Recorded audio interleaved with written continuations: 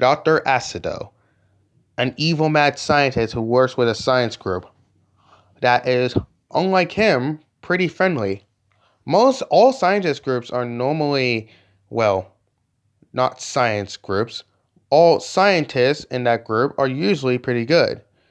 Acido, he's not at all a good fella. You see, the other scientists had completely different purposes that are usually good, but Acido's purpose is to rule the world. But not just rule the world while the world is full of crazy and evil and powerful superhumans. He has been creating some sort of experiment, some sort of virus that could spread. Well, even though it's not contagious, but he was trying the best he could.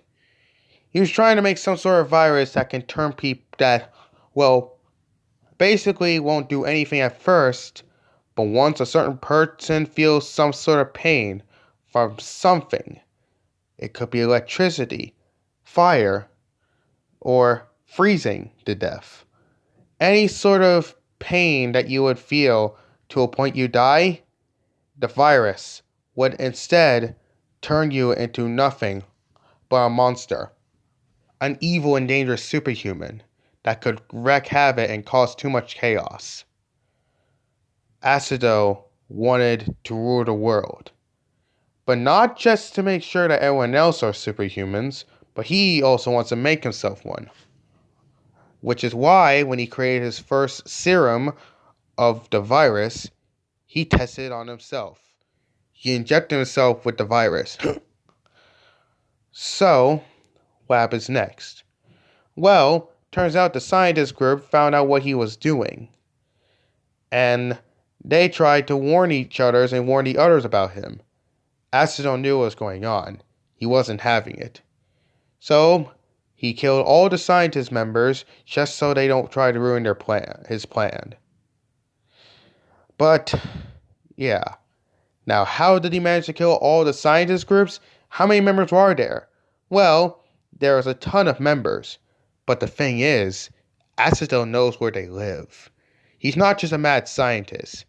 He is a very intelligent person as well. Not only that, he also made a device that tracks people's locations. Just in case if they try anything funny, he'll look for them. And he'll make sure they won't be seen again. Which is why they were killed by him.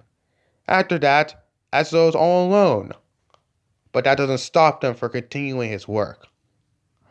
Eventually, as things seem to be going on, he did inject himself with the virus. But, as he expected, no effects. But he has to die, pretty much, or feel immense pain to a point of dying, to a point that would happen.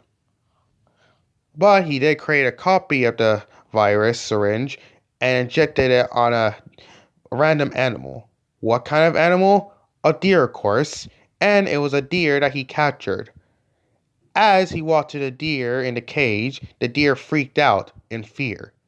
It was too late. Acido injected the deer with the serum. Nothing happened, of course.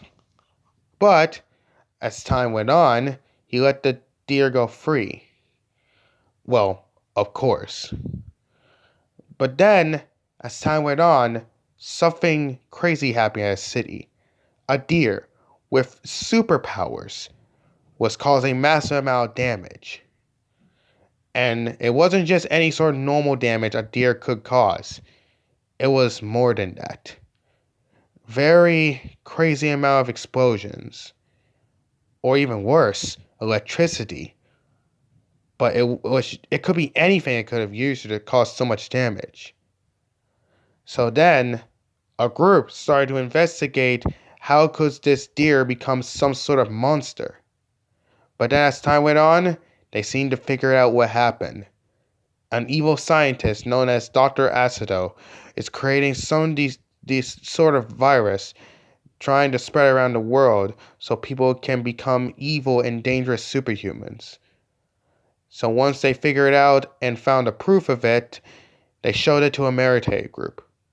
A military group knows about this, so the military group decides to hire someone, an agent.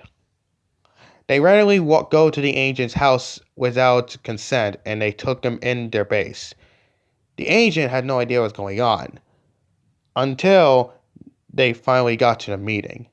The general of the military group told the agent about what's going on. They sent him out on a mission to take down Acido. After Acido gets confronted by the agent, Acido and the agent fought. Eventually, the agent ended up kicking him to a pool of acid. Acido fell in the pool of acid as he was screaming in immense pain, melting as the acid consumes him. As the agent was about to leave, he thought the nightmare was over, but it wasn't. Acido came out, now powerful as ever, monstrous, even more dangerous than ever. He finally realized his experiment worked. His entire work was done.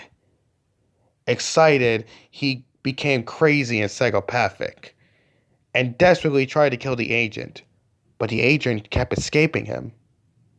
Eventually, Acido comes to his senses that this agent is tougher to kill than he thought, even in that new form of his. So he comes up with an idea. As the agent roams into some sort of room, a door behind him shuts closed, locked. Acido awaited him. And so, they both fought, but this time, Acido makes sure that he can easily kill him.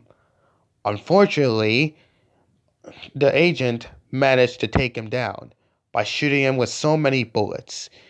Even when Acido was using as much power as he can to easily kill the agent was just as more intelligent than he was.